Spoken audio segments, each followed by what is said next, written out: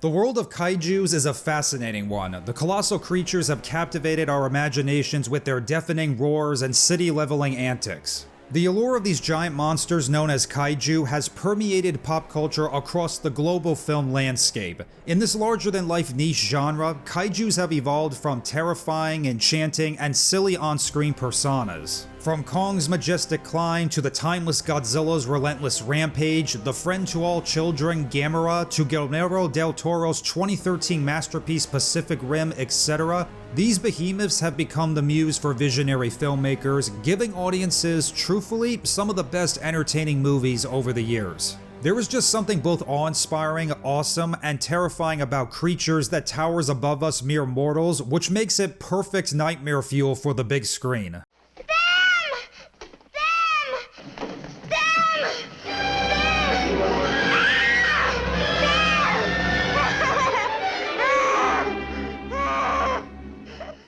One particular film's influence extends beyond kaiju circles, and its impact reaches even into cinema today, inspiring fight scenes and a true testament to the impact of kaiju chaos in pop culture. And that is the 1966 War of the Gargantuas, an action horror sci-fi about scientists investigating the sudden appearance of two giant humanoid monsters that begin to battle across Japan.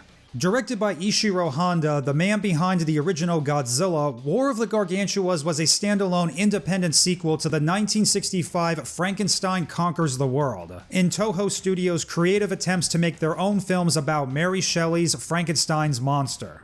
The film was a moderate hit, and UPA Productions, an American studio that helped get the movie made, had plans to make more about the film's concept, such as making an event film with Godzilla or Kong, but nothing materialized past the development stages. Nevertheless, over the years, War of the Gargantuas would go on to become a cult classic, a great, simple, fun, action-packed, frightening at times kaiju film that's unmistakable on nearly all fronts. A film that knows what it is, sticks to the basics, and knows how to reward its audience. It is also one of the very few kaiju movies made where the monsters get the majority of the screen time.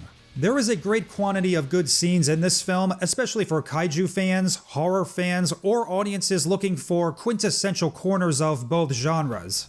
And one of the prime moments from this film is the monster Sanda's revelation of monster Gyra.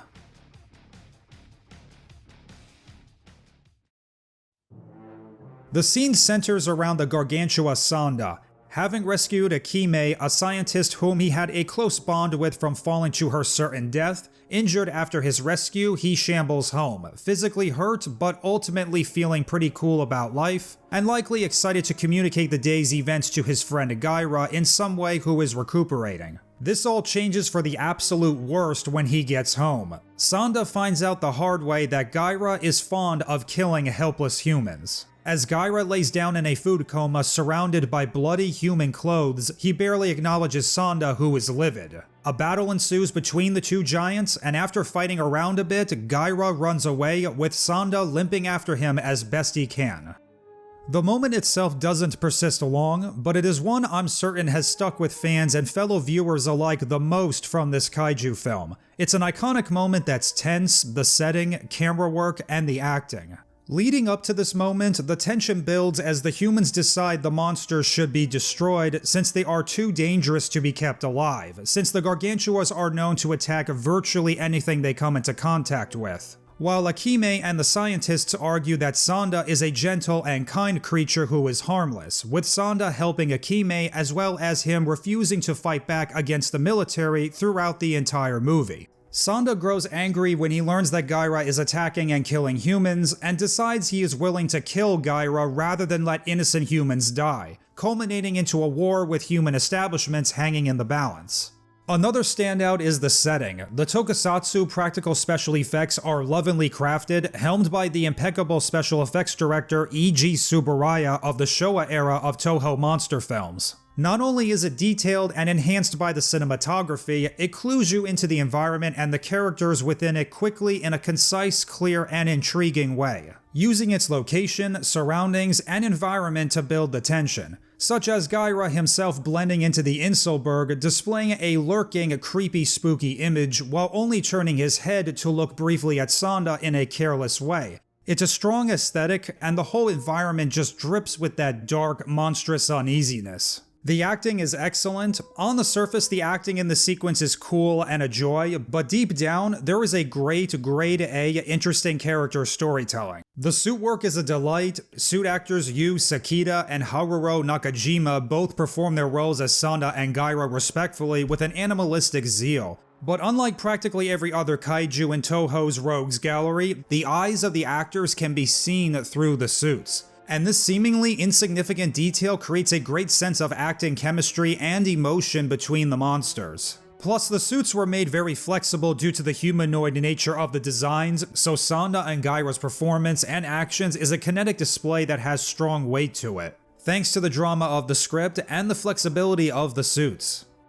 But the one layer that makes this scene so awesome is that it's all visual storytelling with no dialogue at all. It's easy for writers to rely on dialogue to tell the story or a scene, and often scripts include a lot more dialogue than is truly necessary. Intelligent screenwriters know that less or zero dialogue with more subtext makes for the most powerful motion picture. This scene relies entirely on the eyes and gestures. The same way a picture says 1,000 words, a good actor's face can reveal story through emotion. And on top of this, it respects the silence, following the monsters as the lead characters with nobody talking over it or any humans making commentaries to clarify.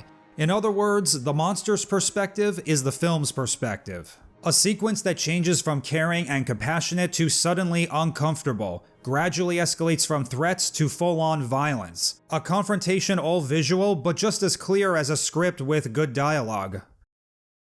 War of the Gargantuas is one of the titans of tokusatsu. The detailed and superb practical visual effects work, fine acting by both creatures and people alike, with a serious concept handled with dignity.